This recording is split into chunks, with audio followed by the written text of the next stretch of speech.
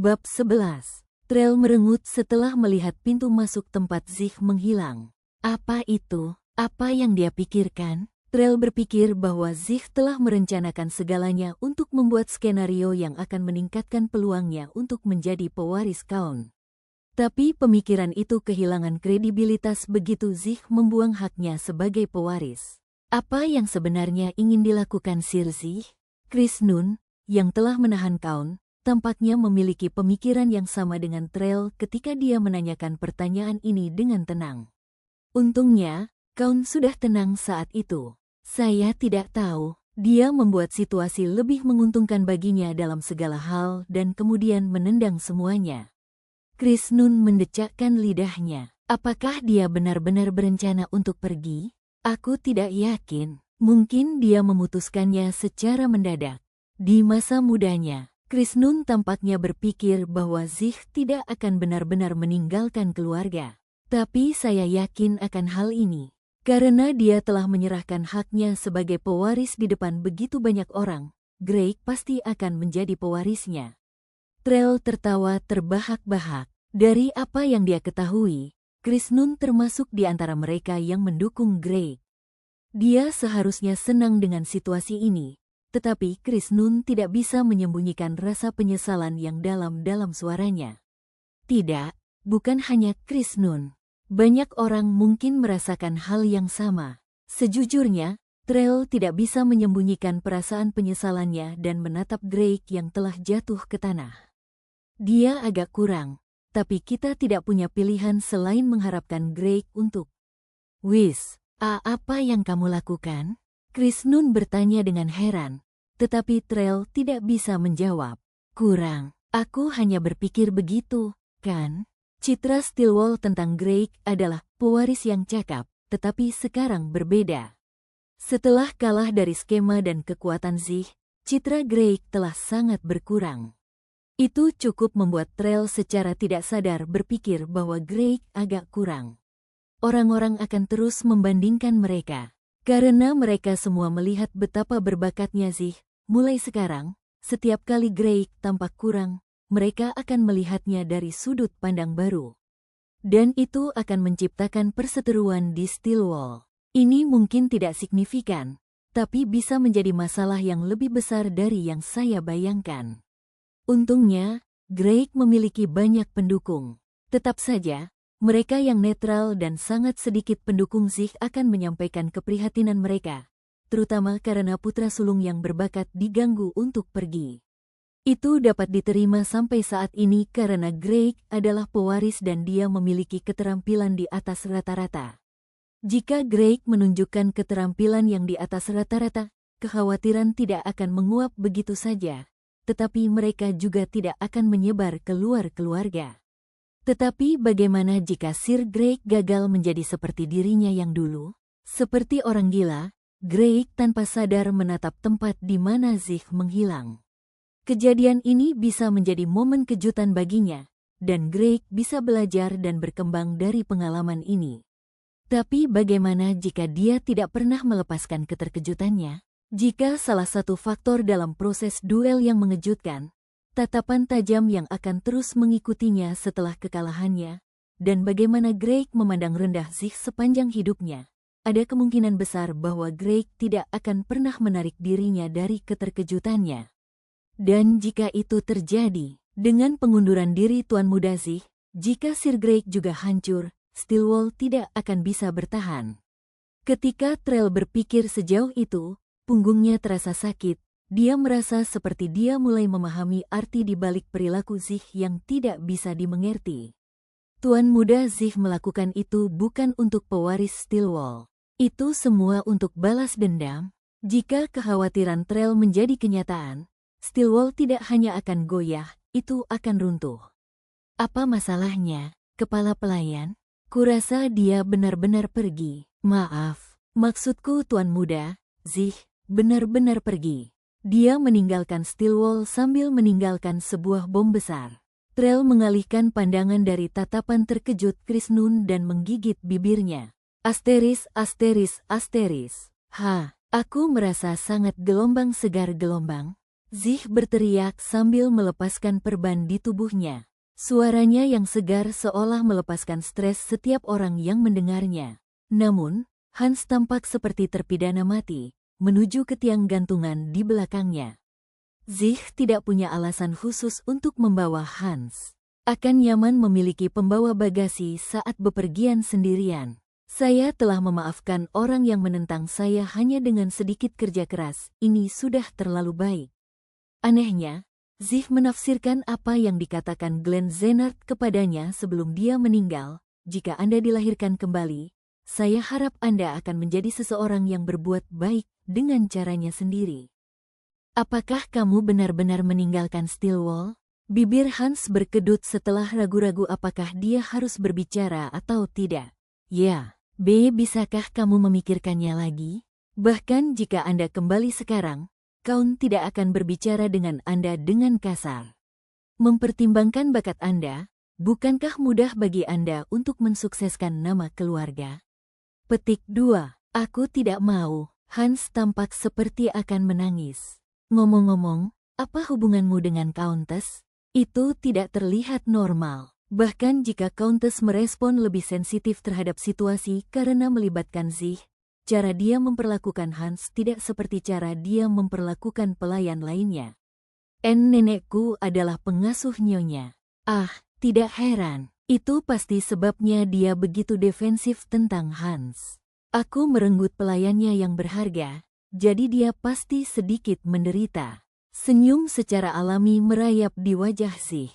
Dan karena sepertinya dia bisa berbicara dengan Zih sampai taraf tertentu, Hans bertanya, bolehkah saya bertanya tentang rencana masa depan Anda? Seperti tujuan Anda atau tujuan yang ingin Anda capai. Saya tidak punya rencana khusus. Saya sedang berpikir untuk berkeliling dunia dan melakukan perbuatan baik, itu saja. Karena aku, Raja Iblis Kekuatan, kalah dalam pertarungan 1 lawan 1, aku harus melakukan apa yang diperintahkan pria Glenn itu kepadaku. Meskipun Glenn brengsek, dia tetaplah pahlawan yang telah mengalahkan Zih, jadi ini adalah cara Zih untuk menunjukkan rasa hormat kepada Glenn. Kamu akan melakukan perbuatan baik? Tentu saja. Bukankah seorang pria seharusnya hidup sambil melakukan pekerjaan yang baik? Setelah melakukan perbuatan baik di Stillwell, rasanya benar-benar bermanfaat. Apakah dia benar-benar sudah gila? Ekspresi Hans sepertinya menunjukkan ketidakpercayaannya secara intens. Untungnya, dia tidak mengatakan apapun yang ada di pikirannya seperti yang dia lakukan di masa lalu. Tetapi dia tidak bisa setuju bahwa Zih telah melakukan perbuatan baik bahkan jika mulutnya robek. Yang dia lakukan hanyalah membalikkan kediaman Kaun. Hans tidak bisa berpikir sedalam Trell, tapi setidaknya dia tahu bahwa Zih tidak melakukan satupun perbuatan baik, tapi yang mengejutkan, Zih tulus. Terlebih lagi, Zih secara mengejutkan bertindak dengan itikat baik. Karena Greg dibiarkan dalam keadaan seperti itu sebagai pusat penting berikutnya dari Stillwell, dia akan berada dalam keadaan syok untuk sementara waktu. Namun, jika dia berhasil melewati keterkejutan dan maju ke level berikutnya, dia bisa menjadi Kaun yang lebih kuat. Greg tidak bisa dibandingkan dengan Zih jenius, tapi dia juga memiliki bakat. Jika Zih baru saja meninggalkannya sendirian, Greg akan tetap menjadi Kaun yang hebat, jadi Zih hanya terdengar seperti sedang memberi alasan. Tapi kali ini berbeda, Stillwell tidak bisa terus seperti ini. Jika Greg tumbuh dengan terlindungi dengan baik, hati-hati dan sedikit demi sedikit, masa depan Stillwell tidak akan berubah. Dan menurut apa yang diketahui Zih, Stillwell akan runtuh menjadi reruntuhan dalam waktu dekat, sangat teliti juga, di mana bahkan keluarga pelayan tidak akan bertahan. Dia tidak tahu alasan kejatuhan mereka. Dia baru mengetahuinya ketika dia meminta salah satu bawahannya untuk melihat bagaimana keadaan Stillwell di saat-saat yang tidak menentu. Setelah itu, dia kehilangan minat karena Zih mengira keluarga Stillwell sama sekali tidak berhubungan dengannya. Jika Greg jatuh seperti itu akan meningkatkan kemungkinan runtuhnya keluarga Stillwell. Tapi mereka sudah ditakdirkan untuk hancur, jadi dia sudah kehilangan semua cinta untuk keluarga itu. Menciptakan kesempatan bagi mereka untuk berubah sudah merupakan tindakan kebaikan yang luar biasa. Tuan muda. Itu bukan Tuan muda. Panggil aku Tuan Zih mulai sekarang. Karena mereka meninggalkan kediaman Kaun, Hans tidak perlu memanggil Zih Tuan muda. Tuan Zih, haruskah kita bersiap sebelum pergi? Apakah tidak apa-apa bagi kita untuk pergi tanpa apa-apa, Tuan? Petik 2. Satu-satunya hal yang dimiliki Zih adalah pedang latihan berdarah dan kain mewah yang terbelah menjadi 2. Hans hanya memiliki pakaian yang dia kenakan. Keduanya bahkan tidak memiliki 2 koin untuk saling bergesekan. Jangan khawatir, saya punya sesuatu yang disiapkan. Petik 2. Saya mengerti, Tuan. Hans memaksakan jawaban, tetapi keputusasaannya tampaknya semakin dalam ke tingkat lain. Jika dia sudah membuat persiapan, maka itu berarti dia benar-benar bertekad. Harapan Hans untuk kembali ke kediaman Kaun berkurang. Aku hanya mengatakan ini untuk ekstra hati-hati, tapi jangan bermimpi untuk melarikan diri. Seperti yang Anda lihat sebelumnya, keluarga Stillwell adalah keluarga militer. Karena saya membawa Anda keluar setelah memenangkan duel, mereka tidak akan menerima Anda kembali bahkan jika Anda melarikan diri. Anda bisa melarikan diri ke tempat lain. Tetapi apakah Anda pikir Anda bisa tinggal di tempat lain setelah menjalani kehidupan yang dilindungi di kediaman Kaun selama ini? Petik 2. Hans mengacak-acak rambutnya. Dia harus mengakui bahwa dia berada di dalam telapak tangan Zih. Mereka berdua berjalan menyusuri kota. Berbeda dengan stadion yang dilanda kepanikan, di luar terasa damai. Namun, semua orang menatap mereka. Mereka waspada setelah melihat Zih berlumuran darah dengan pakaian robeknya. Tapi Zih tidak memperhatikan mereka dan terus berjalan. Tempat ini, sebelumnya cemas tentang masa depannya yang berkabut, Hans membuka matanya lebar-lebar. Mereka tiba di sebuah kuil yang agak jauh dari pusat kota, tapi itu bukan sembarang kuil. Bukankah ini tempat Kaun dan leluhur keluarganya beristirahat? Seperti yang dipikirkan Hans, ini adalah pemakaman umum untuk keluarga Stillwell. Untuk apa kami datang ke sini, Pak? Saya pikir saya harus melihat ibu saya sebelum saya pergi. Suara Zih, yang selama ini cerah, menjadi sedikit lebih rendah. Dengan ibumu, Tuan, maksudmu Countess sebelumnya, Tuan? Ya, Zih masuk ke dalam kuil. Selamat datang, Pak. Para pendeta yang mengelola kuil itu mengangkat tangan mereka untuk menyambutnya. Mereka dibawa kembali oleh keadaan Zih untuk sesaat tetapi segera pulih. Saya datang untuk mendapatkan kembali apa yang saya percayakan. Imam itu memerintahkan para imam berpangkat rendah di sekitarnya. Setelah beberapa saat, seorang pendeta berpangkat rendah kembali dengan 2 tas besar. Di sini mereka. Zih menggantung tas kecil di bahunya dan meletakkan tas lainnya di depan Hans. Bawa itu. Ya, Pak. Hans tidak punya pilihan. Dia diam-diam menyampirkan tas itu ke tubuhnya. Itu cukup berat. Aku akan menemui ibuku sebentar. Saya mengerti. Silakan ikuti saya. Zih mengikuti pendeta, tetapi dia meminta pengertian mereka dan berganti pakaian bersih sebelum dia melanjutkan. Imam membimbing Zih ke bagian dalam kuil. Batu nisan dengan rapat memenuhi tanah yang luas dan tanah dari satu tempat ke tempat lain, dan imam membimbing Zih ke salah satu batu nisan. Di antara sekian banyak batu nisan, yang satu ini terlihat paling baru. Sarah Stillwell, prasasti di batu nisan menyatakan bahwa pemilik kuburan adalah pemilik asli kursi Countess dan merupakan ibu kandung Zih.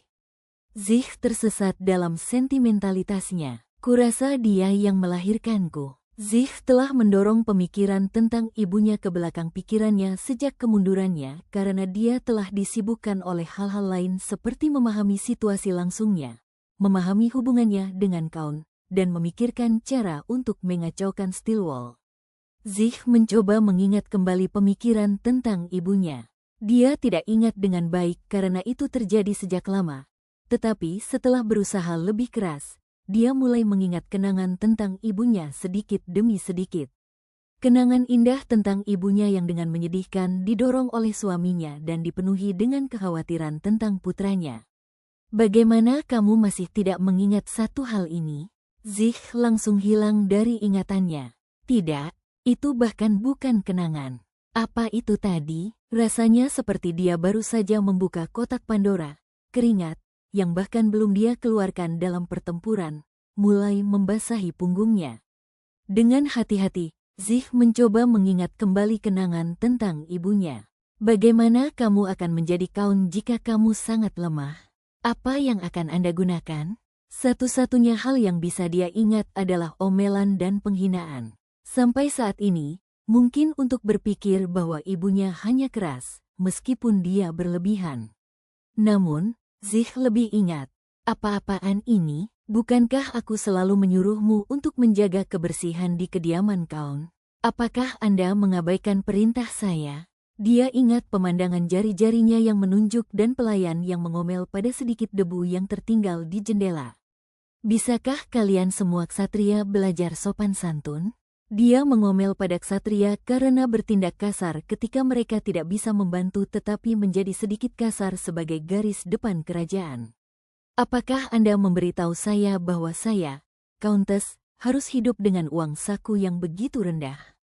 Zih melihat ibunya meninggikan suaranya pada kepala pelayan yang mengatur rumah tangga kaun. Bagaimana mungkin kamu, seorang darah rendahan yang mempengaruhi kaun hanya dengan kecantikanmu, bertindak seperti tandinganku? Dia telah melihat ibunya menggertak istri kedua saat itu, Ibu Grey, Florel Stillwell, dengan trik rendahan. Saya kira Anda tidak bisa mengkhianati kelahiran rendah Anda. Dia teringat adegan ibunya meneriaki Grey ketika dia masih kecil.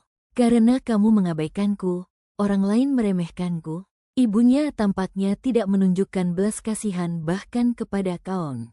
Petik 1. Bahkan Zih terkejut dengan ingatan ini.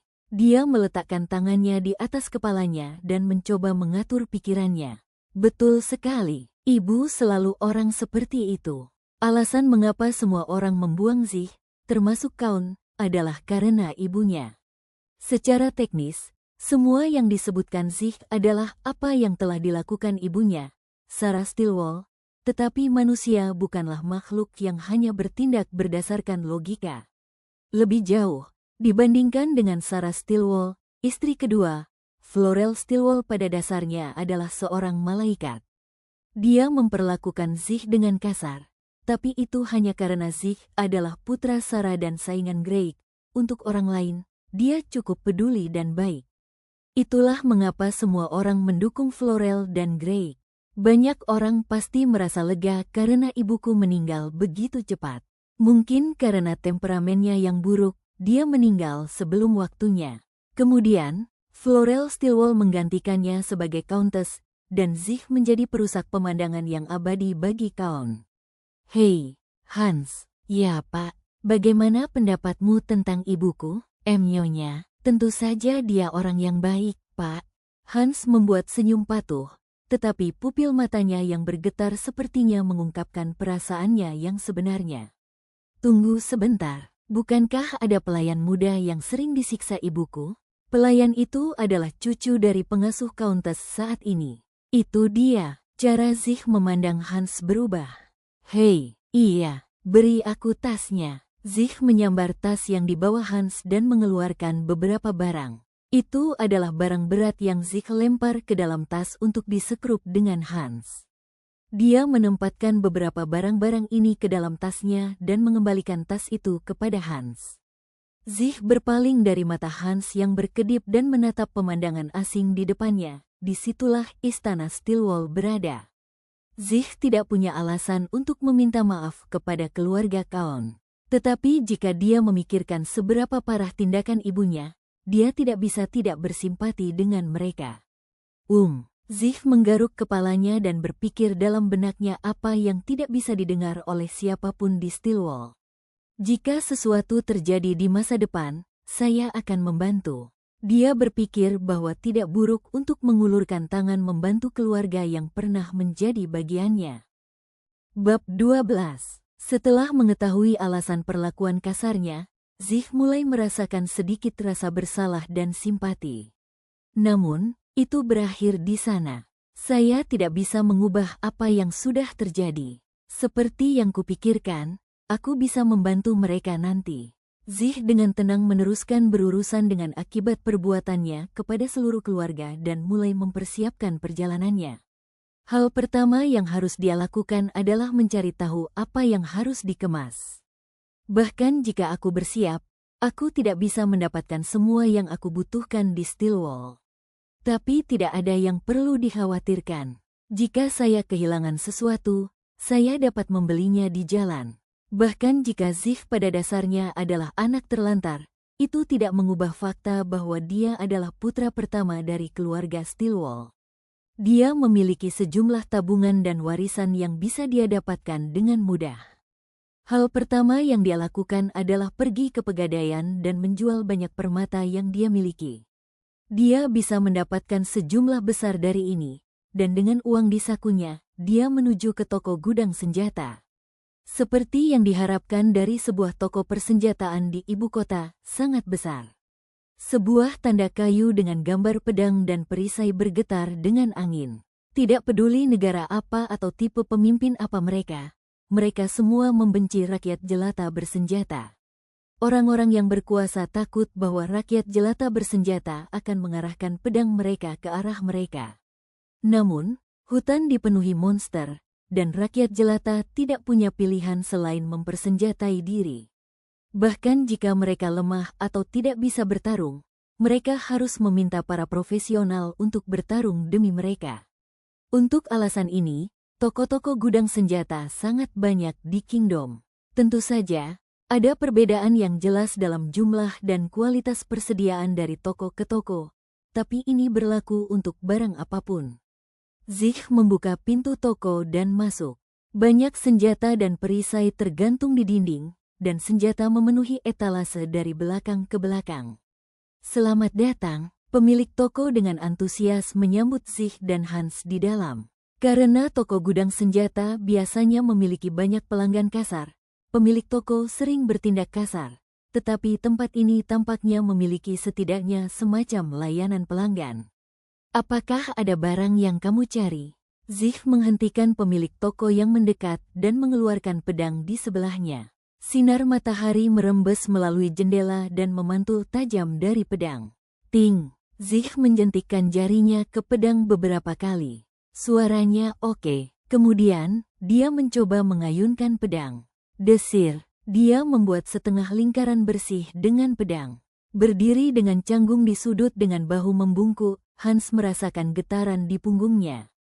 Dia benar-benar jenius dalam pertarungan pedang. Ketika Hans melihat Zig dan Greg bertarung, dia pikir keterampilan bertarung pedang Zig sangat luar biasa. Tapi itu bahkan lebih mengesankan daripada yang dipikirkan Hans. Bahkan dari kejauhan, Hans bisa merasakan niat membunuh dari pedang Zig. Keseimbangannya baik-baik saja. Zig puas dengan pedang itu. Tentu saja, pedang ini tidak bisa dibandingkan dengan senjata yang dia miliki saat dia menjadi Raja Iblis. Dari segi kualitas, pedang ini bahkan lebih buruk daripada yang dia bawa dari Stillwell. Ini cukup bagus. Zig memutuskan untuk membeli pedang itu jika tidak terlalu mahal. Kemudian, dia meletakkan kembali pedang yang dia ambil dan menyeret Hans ke tempat pedang pendek itu berada. Ini juga cukup oke. Zig mengambil pedang pendek yang cocok dan menyerahkannya ke Hans setelah mengujinya. Mengapa Anda memberi saya ini, Tuan? Itu milikmu mulai sekarang. Apa? Yah. Kita tidak tahu apa yang akan terjadi di masa depan, jadi ada baiknya kamu memiliki senjata. Saya akan melindungi Anda secara umum, tetapi kita juga harus bersiap untuk skenario terburuk. Petik 2. Kalau begitu bukankah jenis pedang yang berbeda akan lebih baik, Tuan? Mata Hans beralih ke tempat pedang panjang itu berada. Dari luar, pedang panjang terlihat lebih kuat dari pedang pendek. Zig tertawa kecil dan dengan ringan memukul punggung Hans. Dan apakah kamu bisa mengatasinya? Sebelum Anda menembus musuh Anda akan memotong tangan. Anda harus puas dengan ini sebelum saya memberi Anda klub. Tidak, apakah klub akan lebih baik? Hans menerima pedang pendek itu tanpa keluhan lebih lanjut. Pedang pendek jauh lebih baik daripada tongkat. Tuan Zih, bagaimana denganmu? Aku punya ini. Zih mengetuk pedang di pinggangnya. Karena itu adalah pedang dari Steelwall, kualitasnya lebih baik daripada kebanyakan pedang.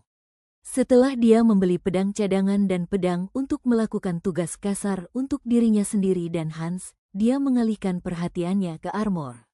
Seperti orang-orangan sawah, beberapa potong baju besi tergantung di tiang kayu. Sebagian besar baju besi itu terbuat dari kain tebal atau bulu dan memiliki kayu atau logam di area vital tubuh. Zih dengan sepenuh hati menertawakan mata kecewa Hans. Aku yakin kamu bertanya-tanya mengapa tidak ada armor plat dan mengapa kita begitu murahan simpan seperti ini. Apa? Tidak, tentu saja tidak, Pak. Hans dengan keras menyangkal klaim Zih, tetapi cegukan gugupnya mengkhianatinya. Pemilik toko, yang diam-diam memperhatikan Zih menilai senjata di tokonya dengan sangat ahli, menatap Hans dengan kecewa. Pemilik toko tidak terlihat marah. Tetapi dia juga berpikir bahwa Hans sangat naif. Meskipun dipersenjatai adalah suatu keharusan di dunia ini, baju besi pelat logam itu sangat mahal. Jika toko seperti ini benar-benar menjual baju besi pelat logam, pemiliknya akan gila. Pemilik toko mengangguk setuju. Coba pakai ini dulu. Zih melemparkan armor kulit ke arah Hans. Armor diikat dengan tali di belakang dan memiliki pelat logam di dada dan area sendi untuk meningkatkan pertahanan. Hans meraih baju besi itu, tetapi dia ragu-ragu. Sebagai pelayan yang melakukan pekerjaan rumah, tidak mungkin dia tahu cara mengenakan baju besi. Aku akan memakaikannya untukmu. Pemilik toko menawarkan bantuannya. Hafalkan langkah-langkahnya. Mengikuti perintah Zih, Hans membuka matanya lebar-lebar untuk mengingat. Dia melihat pemilik toko mengenakan baju besi padanya dan mencoba mengingat setiap langkah. Karena pemilik toko sudah berpengalaman, tidak butuh waktu lama baginya untuk menyelesaikannya. Hans menatap tubuh lapis bajanya dengan terpesona. Demikian juga, Zih mengenakan armor kulit yang mirip dengan Hans. Namun, tidak seperti Hans, dia ahli dalam mengenakan baju besi. Sangat menarik bagi Hans untuk melihat Zih yang sekarang memeriksa armor dengan gerakan yang berbeda. Di mana Anda mempelajari hal-hal semacam ini, Tuan Zih? Di sana-sini. Itu bukan jawaban yang memuaskan, tapi Hans tidak bisa bertanya lebih jauh. Setelah memastikan bahwa baju besi itu tidak menghambat gerakannya dengan memegang erat tinjunya untuk terakhir kalinya, Zih berteriak, "Oke, siap. Beri aku cek." Setelah membeli persenjataan dasar, Zih mulai mempersiapkan hal-hal lain yang dia butuhkan dalam perjalanannya. Dia mengemas barang-barang seperti selimut, batu api untuk berkemah di luar ruangan, dan makanan seperti dendeng. Setelah mereka selesai membeli semua barang yang diperlukan, Hans dan Zih tampak seperti pelancong. Kemudian, mereka keluar dari tembok yang mengelilingi ibu kota Steelwall, Viosa. Saat mereka keluar, ekspresi Hans dan Zih secara langsung kontras satu sama lain. Zih sedang dalam suasana hati yang baik dan bersenandung, bahkan langkah kakinya pun ringan dan mudah. Di sisi lain, ekspresi Hans gelap dan suram. "Tuan, apakah Anda sudah memutuskan tujuan Anda?" Mereka tidak memiliki rencana khusus, dan Hans tidak dapat melihat masa depannya dalam perjalanan ini. Tetapi dia ingin tahu setidaknya kemana mereka menuju. "Porti, bukankah Porti adalah kota di wilayah tetangga kita, Tuan?" "Ya, saya ingin keluar dari wilayah ini terlebih dahulu. Jadi, saya akan pergi ke wilayah terdekat, yaitu Porti dan lihat bagaimana keadaannya dari sana." Petik 2. Seperti sebelumnya, Zih tampak bergerak tanpa rencana, tapi bukannya dia tidak punya rencana sama sekali. Haruskah aku mencoba menemukan orang-orang itu? Sebelum dia mundur, Zih memiliki 4 pengikut. Seperti yang diharapkan dari pengikut Raja Iblis, mereka semua adalah gila. tetapi ada beberapa orang yang dianggap Zig sebagai rekannya. Sebelum dia mundur, mereka semua mati lebih awal bagi Glenn Zenard, tetapi mereka semua mungkin masih hidup pada saat ini. Tentu saja, mereka bukan lagi bawahan yang dia kenal. Tapi aku masih ingin memeriksa bagaimana keadaan mereka. Terlebih lagi, dari apa yang diketahui Zig, bawahannya juga mengalami penderitaan dan masalah yang adil. Saat saya bepergian, saya akan mencari mereka jika saya ingat. Dan jika mereka dalam kesulitan, saya dapat membantu mereka. Hans menatap langit. Berbeda dengan apa yang dia rasakan, langit sangat cerah dan biru. Sulit untuk menggerakkan kakinya ke depan, rasanya seperti ada sesuatu yang meraih pergelangan kakinya dan tidak melepaskannya. Tapi aku masih harus pergi. Hans tidak tahu apa yang akan terjadi jika dia memperlambat Zig. Bertentangan dengan harapannya, Zig memperlakukannya dengan sangat baik. Namun, ini tetap tidak berarti Hans merasa nyaman berada di dekat Zig. Hans memperbaiki posisi tas yang dipegangnya dan mengikuti Zig dari belakang. Setidaknya aku harus bersyukur bahwa tujuan kita berikutnya adalah kota. Meskipun dia menghabiskan seluruh hidupnya di Stillwell, bahkan Hans tahu tentang Portia, begitu terkenal dan ramainya kota itu. Hans merasa diyakinkan untuk mengetahui lokasi pertama mereka dan berpikir bahwa akan lebih nyaman pergi ke kota terkenal daripada pergi ke tempat acak yang entah kemana. Tetapi hanya setelah setengah hari sejak kepergian mereka dari Violsa, Hans menyadari bahwa dia terlalu naif. Tuan Zetzi, apakah kita menyimpang dari jalan? Hans, yang diam-diam mengikuti Zig, berbicara sambil gemetaran setelah Zig mulai menyimpang. Aku tahu, tapi langkah Zig tidak berhenti. Bukankah itu jalannya, Tuan? Aku sudah memberitahumu, aku tahu. Rasa tidak aman mulai muncul di hati Hans secara perlahan. Hans sangat berharap agar Zig menjauh sejenak dari jalan untuk buang air kecil atau semacamnya. Dan seperti keinginan biasa yang muncul di saat-saat ketidakamanan, sepertinya keinginannya tidak akan terwujud. Apakah ada alasan mengapa kita harus mengikuti jalan dan berputar-putar? Jika kita berjalan lurus seperti ini, kita bisa mencapai Portia dalam separuh waktu. Mendengarkannya dengan jelas, Zig benar. Namun, saat Hans melihat hijau terang dan hutan yang padat, dia tidak setuju dengan komentar Zig. Bahkan jika jaraknya lebih jauh, saya pikir itu akan memakan waktu lebih singkat jika kita mengikuti jalannya, Pak. Apa yang kamu bicarakan? Ayo pergi. Dan hanya itu dari Zig. Hans tahu Zig tidak akan pernah mendengarkannya. Jadi seperti sapi diseret ke rumah jagal, dia menarik tubuhnya ke depan. Asteris. Ada banyak alasan mengapa orang mengikuti jalan, tetapi alasan utamanya adalah keamanan. Jika mereka menyimpang dari jalan setapak, para pelancong dapat bertemu binatang buas yang dapat membunuh orang biasa dengan satu gigitan dan bahaya lainnya. Namun, jika seseorang mewawancarai 100 orang tentang apa yang mereka pikir sebagai hal paling berbahaya di luar jalur, semua 100 akan mengatakan monster. Monster memiliki kekuatan fisik yang kuat, beberapa memiliki kemampuan magis, dan beberapa bahkan memiliki kemampuan khusus. Mereka saat ini merupakan ancaman terbesar bagi kelangsungan hidup umat manusia. Sisi baiknya, manusia bekerja keras untuk mengusir monster dari daerah di mana manusia biasanya tinggal, jadi hanya ada sedikit monster di daerah berpenduduk padat. Bahkan Hans belum pernah melihat monster sebelumnya. Suatu kali, dia melihat monster dari jauh ketika para ksatria membawa mayat monster ke kastil. Namun, terlepas dari semua ini, jika orang tersesat sedikit saja, mereka bisa diserang oleh banyak monster yang mengintai. Jadi, itu benar-benar diharapkan ketika Zig dan Hans segera bertemu dengan beberapa monster. Tuan Zetzi, di sana, berhenti menjadi begitu keras. Apakah ini pertama kalinya kamu melihat monster? Kaki Hans gemetar karena terkejut, sementara Zig dengan tenang melihatnya. Krrr.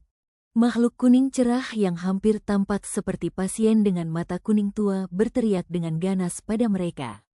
Apa itu? Itu goblin. Goblin, Pak. Keingintahuan adalah bagian dari sifat manusia, dan Hans tidak bisa tidak bertanya terlepas dari ketakutannya. Goblin itu tingginya hampir 1 meter. Itu tidak memakai apa-apa, dan satu-satunya bentuk senjatanya adalah tongkat kayu yang berbentuk kasar menjadi gada. Sejujurnya, goblin itu tidak terlihat menakutkan sama sekali. Apakah itu sebenarnya bukan masalah besar sama sekali? Bahkan dalam novel heroik yang dibaca Hans, goblin tidak digambarkan sebagai monster yang kuat. Mereka hanya keluar sebagai bujang yang lemah untuk iblis yang perkasa. Alhasil, Hans mulai mendapatkan kepercayaan diri. Kupikir aku mungkin bisa mengalahkan monster dengan level itu. Tangan Hans mulai bergerak menuju pedang pendek di pinggangnya. Kenapa? Kamu pikir kamu bisa mengalahkan goblin? Iya, tidak. Tidak seperti itu, Pak. Hans merasa kewalahan setiap kali dia berinteraksi dengan Zich, jadi dia menyangkal semua yang dikatakan Zich. Zich mungkin mengatakan bahwa Hans tidak tahu tempatnya dan memarahinya lagi. Namun, Zich memberi Hans respons yang sama sekali tidak terduga. Kau ingin mencoba melawannya? Saya, ya, siapa lagi selain kamu? Dengan kata-kata Zich, Hans merasakan jantungnya berdetak kencang karena takut dan gugup. Berkelahi dengan goblin adalah pengalaman kehidupan nyata dengan nyawanya dipertaruhkan. Di sisi lain, Hans ingin mencoba mendengarkan kepercayaan dirinya. Itu hanya goblin, bukankah tidak apa-apa dengan Sir Zich? Jika saya ingin melanjutkan perjalanan, akan baik bagi saya untuk mendapatkan pengalaman tempur sejak dini. Dan siapa yang tahu apa yang akan terjadi di masa depan? Mungkin kisah pahlawan hebat Hans akan dimulai dari pertarungan ini. Pikiran Hans memang naif dan kekanak-kanakan, namun juga diharapkan dari seseorang yang masih muda dan baru saja meninggalkan rumahnya. Saya akan mencoba, Tuan. Hans mencabut pedangnya. Jangan lupa subscribe channel Novel Kita Update untuk mendapatkan update terbaru dari cerita Raja Iblis kembali dan menjalani kehidupan yang baik selanjutnya.